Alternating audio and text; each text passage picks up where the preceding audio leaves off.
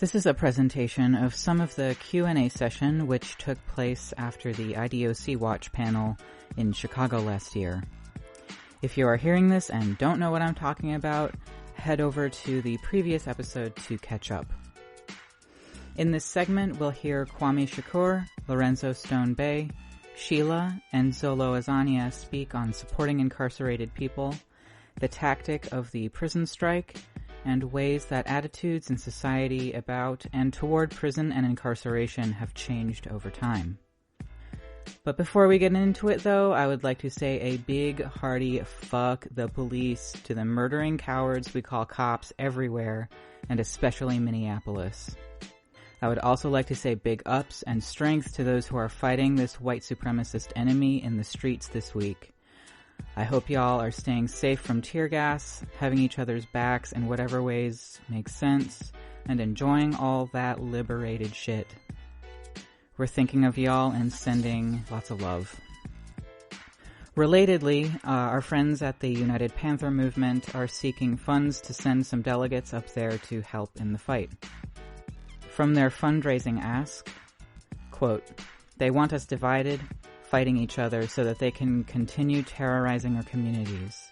The United Panther Movement and the new African Black Panther Party will be their boots on the ground for the people whenever and wherever we can. And now the people are crying out for justice in the wake of George Floyd's public lynching. We want to get out there yesterday. We are asking the people to support our travels and lodging. If you can, please donate to Cash App, which is United Panthers, or paypal.me/UPM2019. End quote. Here is a brief announcement from Oso Blanco's support website. Quote, "Indigenous prisoners at USP Victorville are being denied access to essential supplies for their sweat ceremonies. This has been a routine occurrence even before COVID-19 response protocols were in place. Most recently, after further attempts to raise their legitimate grievances, newly arrived chaplain Sadiq ordered corrections officers to take the sacred pipe from its elected pipe carrier. Oso Blanco/Yona Unega, also known as Byron Shane Chubbuck. Oso Blanco is urgently requesting letters and emails to bring attention to these grievances and demand action. Oso would like the tone of the emails and letters to stay polite and non-confrontational for the time being. If you want to email the Assistant Warden Martinez, you can email fmartinez@bop.gov, and the email for Chaplain Michael Northway is mnorthway@bop.gov. If you do send anything, please do not mention Oso Blanco by name, as he is already receiving a lot of shit from the administration. And now we'll get into the Q&A. So now are we going to do the recording of Q&A? Okay. All right. Anybody have any questions? While you were inside, what were some of the most effective ways for people who weren't in prison to support, both in terms of organizing and in terms of just like personal support and sustaining life? Well, the prison system is designed to perpetuate itself, to make it relative. And if people go to prison and you come out better than when you went in, that's not saying something good about the prison. Because they're not doing anything to help you better yourself. So you have to take it upon yourself to do it. And it's done in isolation. But when you're able to reach outside of those concertina wires and concrete walls and gun towers and obtain support from the people on the outside, they don't like that. The prison runners don't like that. Because they're not able to do what they want to do with you. So one of the sayings is an old saying that was used during the early part of this century, 20th century, when the Communist Party in the United States was real strong.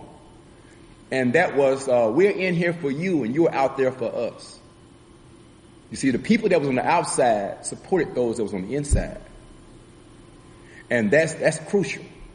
Once that became to happen for me on my particular case, things began to turn around.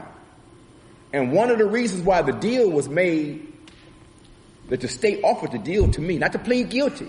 Okay, no, I'll never plead guilty. I did not see the legitimacy of the state. I disavowed the government even having a jurisdictional authority to even try me. But they said, look, you won't have to plead guilty to anything. Just allow us to give you 10 extra years within the range of the sentence, the time that I was facing anyway. But the death penalty is totally gone. And you can still fight your case in federal court. I'm like, what? No, I ain't going for that. But Michael and his wife talked me into it, and they was right. So I relented, and I accepted the deal. Didn't plead guilty to anything. I just signed the contract, and they was like, we thought you was going to win this time because my support had started to grow so large. They was picketing the courthouses. They were packing the courtroom. The courtrooms was packed. We had the police and the prosecutors all outnumbered. The state was outnumbered in the courtroom, in their arena. So they couldn't compete with that. And the jury that took our side too, oh no. They said, oh, we got to cut our losses. And they had spent over $2 million to murder me. And there was $2 million of taxpayers' money that could have been used for something else positive and constructive. They never had a case against me in the first place. What scared them is when I declared myself a conscious citizen of the Republic of New Africa, and that I would recognize the jurisdiction of this court to try me. They called me a terrorist, and I should be destroyed. And that's how they took it. I'm like, oh, what I got myself into? Because I was isolated and cut off. And people on the outside, we didn't have that type of support. But over the years, that support began to take a resurgence. And I was able to win my limited liberation in that circumstance for me to be here to talk with you today. If I could add to that, unbeknownst to me as a result of some of my political activities when I was incarcerated, my name has started spreading out throughout the country. And due to the age I was, what I also like to bring out, when I became aware that I was a political hostage and a political prisoner, not only because I was in prison and incarcerated, but the victim in my case, brother, was a state senator in down at the time, who later became a mayor again. I say it with a lot of regret. And what I mean by that, my own humanity teaches me that when you're involved in taking somebody's life, you hold some type of responsibility, whether it was consciously or unconsciously. So my remorse comes from my own humanity, knowing that my indecision was involved in that process. But as a result of me mobilizing, working inside the prison, and my case becoming known and my prison activities becoming known, more people start mobilizing in my behalf. And being the type of individual that I was able to become an organizer, both inside and outside prison. For instance, in the early days at the reformatory, majority of the guards was jumping on prisoners. We had to fight against the administration at the time, which was a lot of Klan and Masons. Mm-hmm. But my greatest stance, when I really became able to organize and mobilize with outside support, when we started standing up against the death penalty in the state of Indiana. Every time they had an execution, we locked down the prison. And that's how a lot of individuals started getting involved. And I want to reflect back on something that Zolo just said, and I don't think that really sunk in deep enough. A lot of guys are just like that man in the river, in the ocean, that's drowning, that ain't got no oxygen tank on, and got to breathe somewhere through a tube. Some of them make it, and some of them don't. And if you could picture how he described that, that's what this is about. They need a life jacket. They need an oxygen tank. Some of them ain't gonna make it back out alive. Some gonna have mental and psychological challenges that we as a humane and democratic society, really need to start focusing on. To add to what he said, like me, I came in a time different from Zolo. I came when it was turned over. It was very little political consciousness in there in prison. Like, even today, it's even worse. You dig what I'm saying? It's a lot of people that's really hopeless in there. You dig what I'm saying? And a lot of the crime that's going on out here today is because of prison population. Just like how they flooded our community with drugs in the 80s with, you know, I know y'all know the story about Freeway Rick Ross and stuff like that. You know, flooded the community with drugs. Well, you know, in prison population, they try all type of ways to keep us separate from our family and stuff. So now they, like have video visits and stuff. You dig what I'm saying? Where people can't come in to see their people for many different reasons. They find any type of violation for you not to see your people. My mom was really my support system. My mother, I got a large family. My mother, my father, my siblings. I had a friend of mine that she rode out with me for a while. But majority of my family wasn't there. You dig what I'm saying? And it really caused in the first 7 years a lot of bitterness and stuff, because you expect your family to be there for you and at least send a letter. You know what I mean? You don't have to send no money, just a card every now and then. And of all my aunties that was supportive, because I have a lot, aunties and uncles and stuff, she's actually one of the most conservative aunties. She's a Republican. She would have been the last person I thought would ever come and support me and stuff. You know what I mean? And she used to come and see me once a year, and I to this day, I salute her. I respect her. She just turned 70 years old this year and stuff. So I was glad I could be out there to support her. I think the only thing I regret is my grandmother. She was very supportive ever since boys' school. Cause I've been like in and out of prison and I wasn't not prison, but juvenile, boys' school, and then went to prison. But my grandmother, she never gave up on me. She ended up passing away like in 2014. She was the only person that I really loved and respect that I wish she could see the person I am today. That's probably one of the only regrets I have, because when she passed, and I remember when I wrote her, I told her, I was like, man, because I started seeing her health deteriorate. And I was like, man, you probably ain't gonna never see the person I'm gonna be when I get out. But I just want you to know that you would have been proud of sticking with me all them years. So, yeah, support system is hard in there because a lot of people don't have a support system. That's why I'm doing what I'm doing today, because some of my guys in prison for something they ain't do. Again, Leon Benson, they know he ain't do it. Royal Amos, they know he ain't do it. Anthony Walker, they know he didn't do it. Vernon Bateman, they know he ain't do it. They even, like I said in this case, the witness that he supposedly raped and the other witnesses in there said, yeah, we lied about that. And we had a vendetta against him. That's why we did that. But you know what the prison system is? Their response to people like that? A lot of times they say, well, it's not about if you innocent or not. It's about if we gave you a fair trial. Due process. How inhumane is that? You know what I mean? At some point I want to talk about the nature of the state and the repressiveness, the repressive forces of the state. Because if you don't understand what the state is and how the state came about, you don't understand why some of these policies that's been enacted upon many oppressed nationalities, black, brown, Native American people, is being carried out. Whereas, you know, those same individuals, you know, like for instance, we dealing with the marijuana situation right now. Well, how many people is in prison right now for marijuana? No, and how many billionaire companies is about to be multi-billionaires? You dig what I'm saying? I feel like they shouldn't accept no dollar until y'all let everybody in prison out of there that y'all locked up for marijuana. You dig what I'm saying? Because at the end of the day, it was not about marijuana. Y'all knew marijuana wasn't drug like cocaine, heroin, and stuff like that.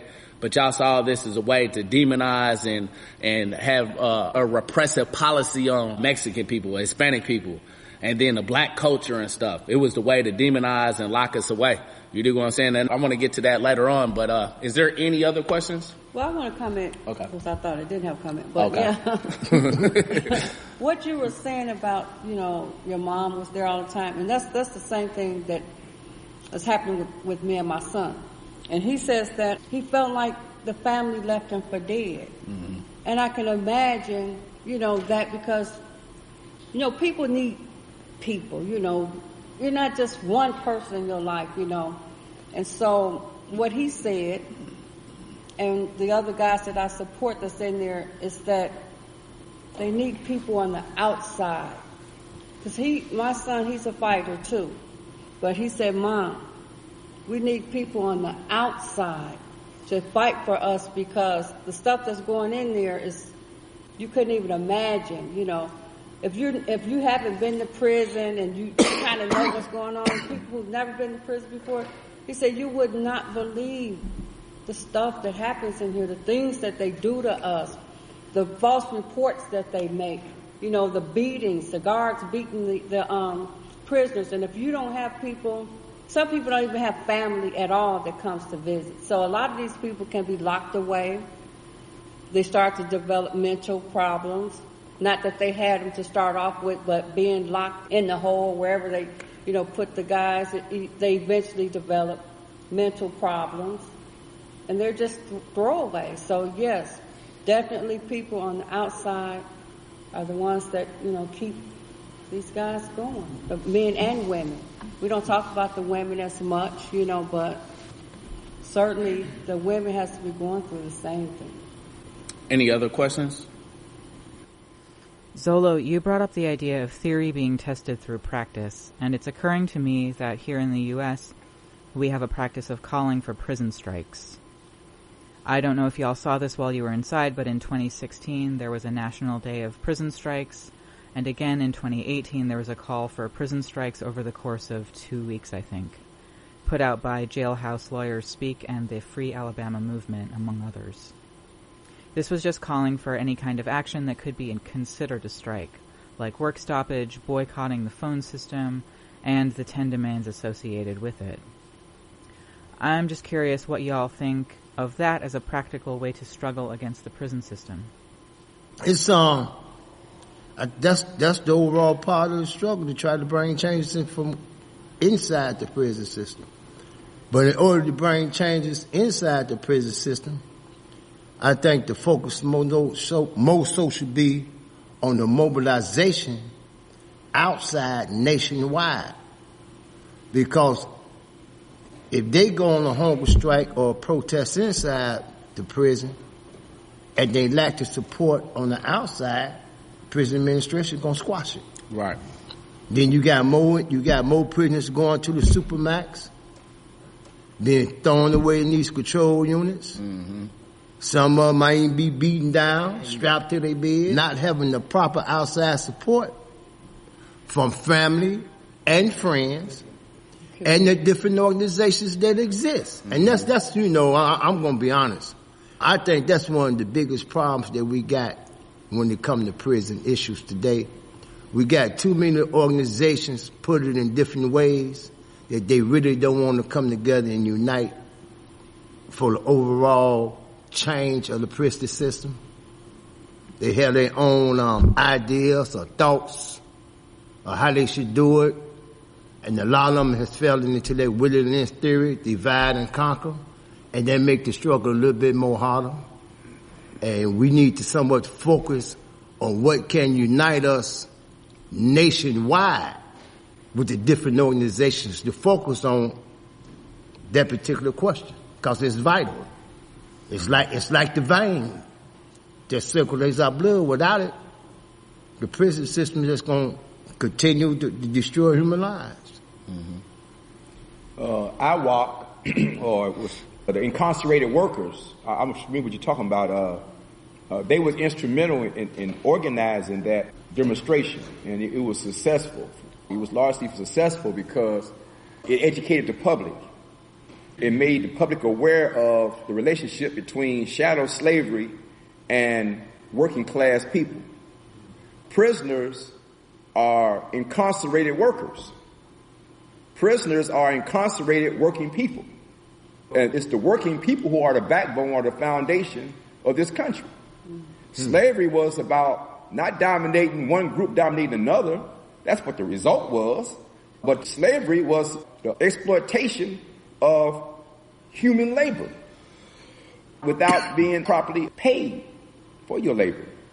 So the stolen black lives, they were stolen black labor. But you had other people who was also part of that system, which called indentured servitude was a slavery system, and it was the enslavement of white people. But it became a time when the person's skin, it was hard for them to stand out when they ran off. They can blend in and become like the other settlers who formed this country, established a toehold in this country during the 16th, 17th century. So the person's skin color became a badge of oppression. So the indigenous people, they didn't have any concept. Their culture had no concept of a man doing hard work in the fields. That was woman's work. So it was more involved with trying to enslave the indigenous people, because they had a different type of culture, a different way of thinking. So they just didn't see that. That was like trying to turn someone into a homosexual who don't want to be one. You know, so they had a hard time dealing with that, but they found a people who so happened came from Africa who was suited for that. And that is when it was focused primarily on them. And then the indigenous peoples were manipulated against the African people to separate us, like the Willie Lynch theory. That's what it is. Aramark, prisoners make their uniforms. And the same uniforms that the Aramark workers wear are the same uniforms that the Chicago Park Department wear. And they are made in prison. Ropes, tents, duffel bags, most of them are made in the federal prison system. So the equipment that the troops be using when they be going to extend imperialism, incarcerated workers are the ones who's making these materials. So the population must be educated to show that prisoners, it's not just something that happened to other people somewhere else. It happens to the working people. You know, prior to being incarcerated, you was someone who did a work to support yourself and to support your family. By some circumstance or another, you end up in prison. Now you're an incarcerated worker. And you are not compensated the same way you would be had you not been in there. You get tokens and you get some privileges. I equated with the house slave and the field slave. Those that's outside the prison walls working out there, them the house slaves. Mm-hmm. Those who's on the inside of the prison, those are the slaves who are in the field. Mm-hmm. That's the equation that I draw to that.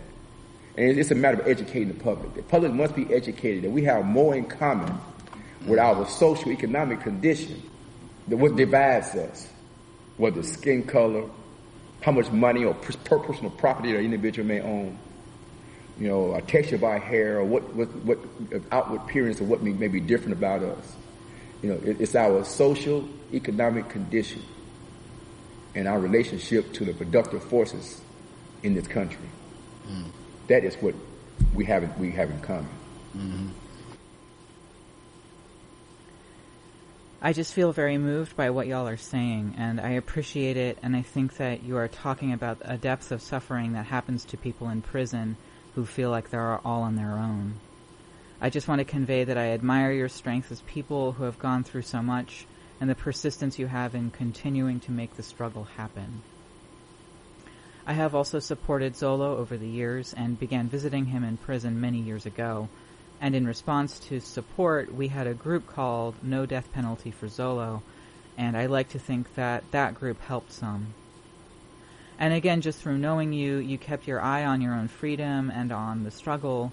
So my question is, it does finally seem like the issue of mass incarceration and the issues of people in prison are gaining some recognition. Do you see that happening too, and how?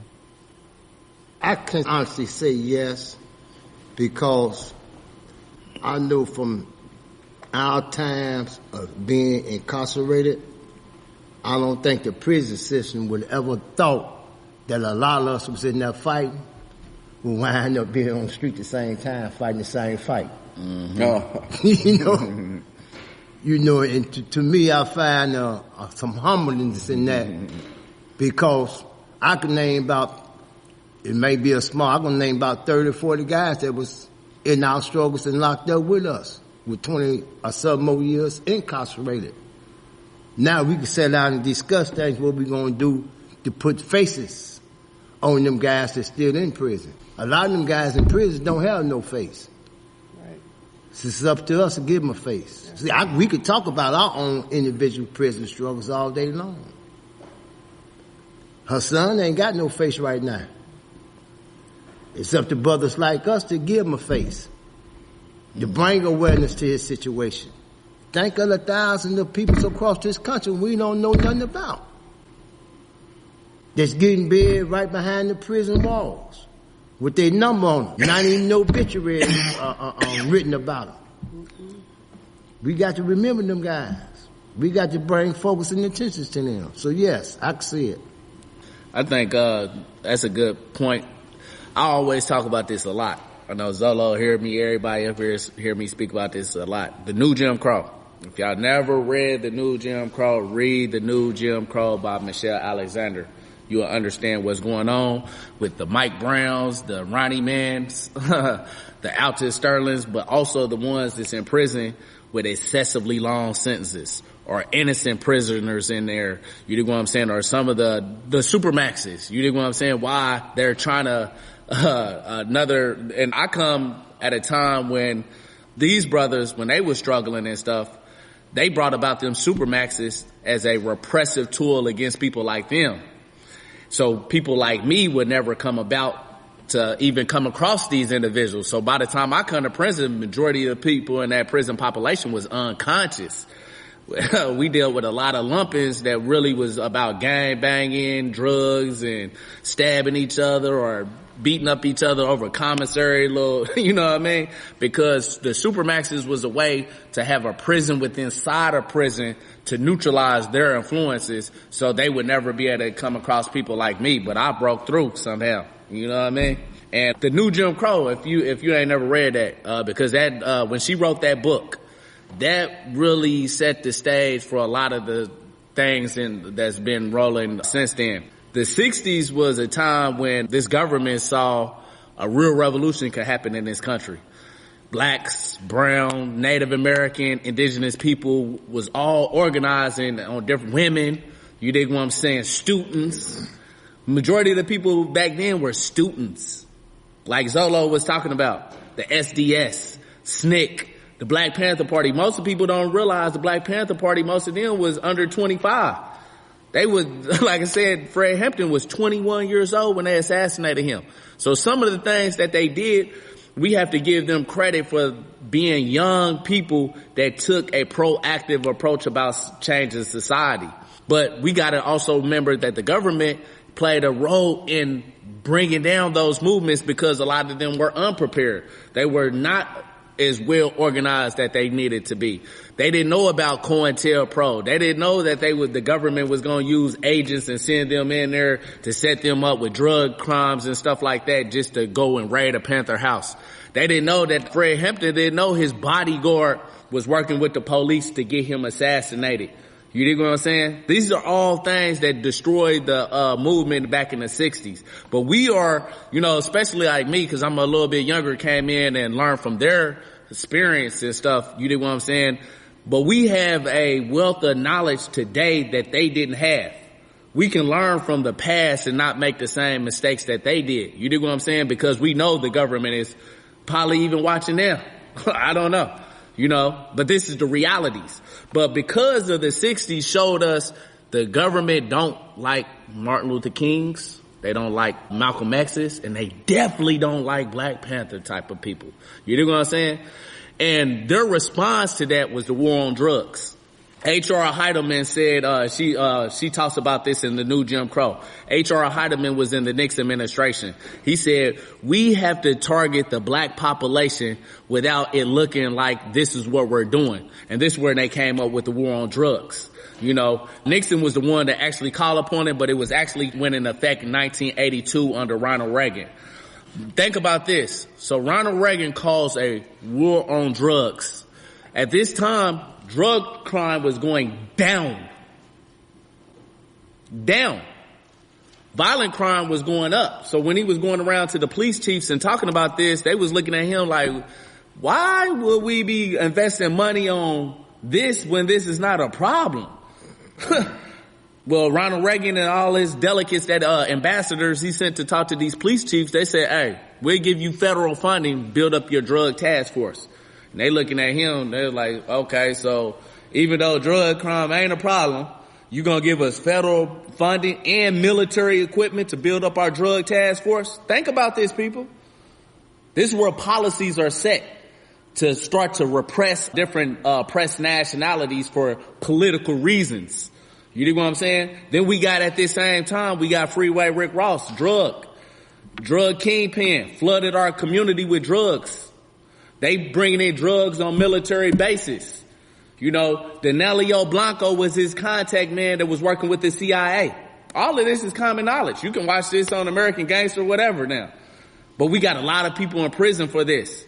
Why? Because they want to prevent Martin Luther King's, Malcolm X's, Fred Hampton's, George Jackson's, Huey P. Newton's for coming out again, because they wanted, if they felt like if they could inundate our community with drugs, not only will we be strung out on it, but they can also come in here as a occupying force and have reasons to come in here as a Gestapo tactics against our community. You dig what I'm saying? Lock us away for decades, for life sentences and stuff. So this is a policy that was enacted on black and brown people because they didn't want us to organize against this government and fight for the people.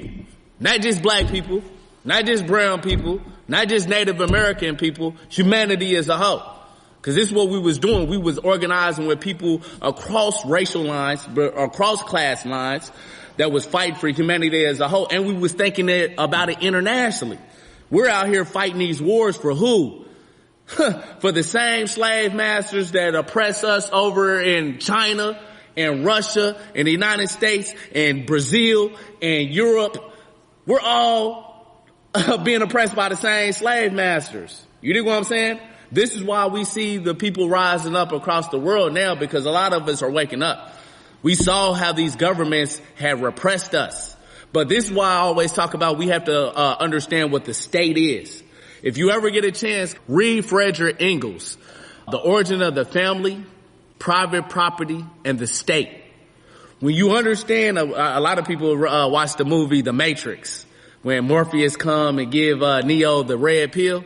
Well, the red pill is understanding what the state is. That's the material basis of what we're really fighting against. The state ain't always existed. When did the state come about? If we understand when the state evolved in human civilization, we'll understand what is the true nature of the state and what is our real relationship to it. And we'll understand our real relationship to the police and the prison system, because they're not here to serve and protect you. It never was about, when the state evolved, it was about establishing first two things: a class dictatorship over the oppressed population. So if you're the slave owning class, the main population to repress and oppress was the slaves themselves. If you was under feudalism, the state was designed to maintain the dominance of that feudal class over the peasantry. Under capitalism, it's about dominating the working class population and the basic masses. That was the nature. That's why the state came about. But it also came about for a second reason: democracy only amongst the ruling class.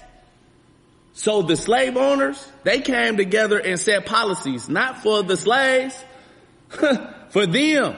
So domestic and foreign policy was designed for their democracy, to say what our nation is going to be fighting for domestically is going to be A, B, C, X, Y, and Z. So if anything trickled down to the lower class population, it was only because secondarily. It was not really thought of. Democracy under capitalism is the same thing. You dig what I'm saying? But it's disguised because bourgeoisie democracy has a way to disguise this character of the state, where under slavery you can see it more visibly and stuff. You dig what I'm saying? So I would encourage everybody, read Frederick Engels, The Origin of the Family, Private Property, and Estate, to understand our true relationship to this system and all of its institutions. They was never designed to be in our interests. These politicians, these judges, the police, they're here to repress us and to prevent us from rising up. That's their main thing. Thank you for listening. That was the Q&A session following the IDOC Watch panel episode, which aired originally on Sunday, the 24th of May, 2020. Further links for research are going to be in our show notes, including links to the 2 books that Kwame Shakur mentioned for further reading and understanding the complex ways that prison and carceral society interact with society on the whole.